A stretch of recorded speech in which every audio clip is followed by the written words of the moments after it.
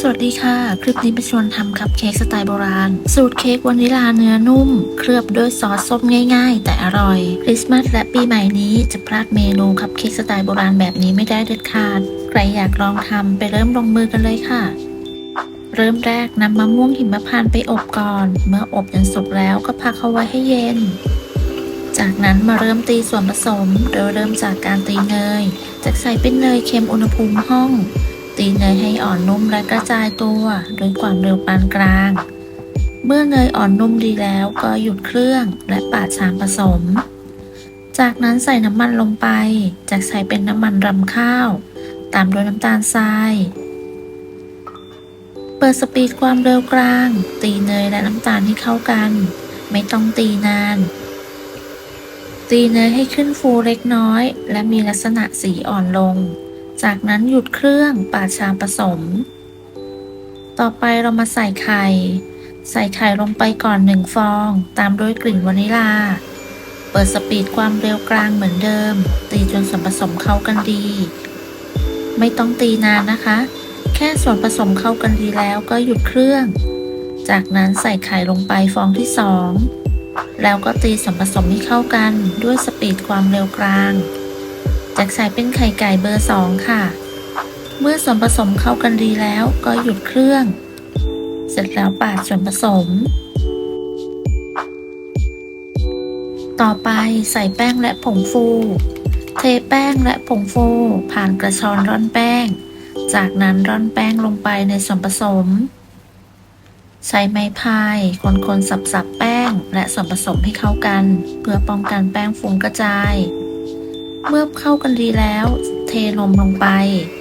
แล้วก็เปิดสปีดความเร็วกลาง ตีจนส่วนผสมเข้ากันดี ใช้เวลาประมาณ1นาที เมื่อส่วนผสมเข้ากันดีแล้วก็หยุดเครื่องและปาดส่วนผสม เสร็จแล้วเราจะตีต่ออีก1ครั้งเพื่อให้ส่วนผสมเนียน และเพื่อเป็นการไล่อากาศโดยใช้สปีดความเร็วต่ำ ตีประมาณ1นาที เมื่อส่วนผสมเข้ากันดีแล้วก็หยุดเครื่อง จากนั้นนำส่วนผสมไปใส่ถ้วยจากใส่เป็นถ้วยขันข้าวเบอร์8ทาเนยหรือน้ำมันให้ทั่วพิมพ์ จากนั้นตักส่วนผสมใส่ถ้วยแต่ละถ้วยแจ็คใส่ในปริมาณ55กรัมต่อถ้วย สูตรนี้ทำออกมาได้8ถ้วยพอดี ก่อนนำเข้าอบอย่าลืมเคาะเบาๆเพื่อไล่อากาศ หรือจะใช้ไม้สะอาดๆคนเพื่อไล่อากาศด้วยก็ได้ จากนั้นก็นำเข้าอบกันได้เลย อบที่อุณหภูมิ160องศา ใช้ไฟบนล่างไม่เปิดพัดลม ประมาณ20นาทีก็สุกแล้ว เมื่อเค้กสุกก็นำเค้กออกจากเตากระแทกพิมพ์เบาๆให้เค้กเสร็จตัว เสร็จแล้วพักไว้ให้เย็น นำเค้กออกจากพิมพ์ง่ายๆด้วยการเคาะเบาๆคว่ำลงแบบนี้ เมื่อพักเค้กไว้จนเย็นแล้ว ต่อไปเราก็มาทำซอสส้มแบบง่ายๆกันจากใช้เป็นฟิลลิ่งรสส้ม ใส่น้ำเปล่าลงไป ตามด้วยน้ำส้มเข้มข้นเพื่อเพิ่มความเปรี้ยว จากนั้นเปิดเตาด้วยไฟอ่อนคนส่วนผสมให้เข้ากัน คนส่วนผสมจนเข้ากันดีและคนเดือดประมาณนี้ก็ปิดไฟ พักไว้ให้อุ่นแล้วก็นำไปตกแต่งเค้กกันได้เลย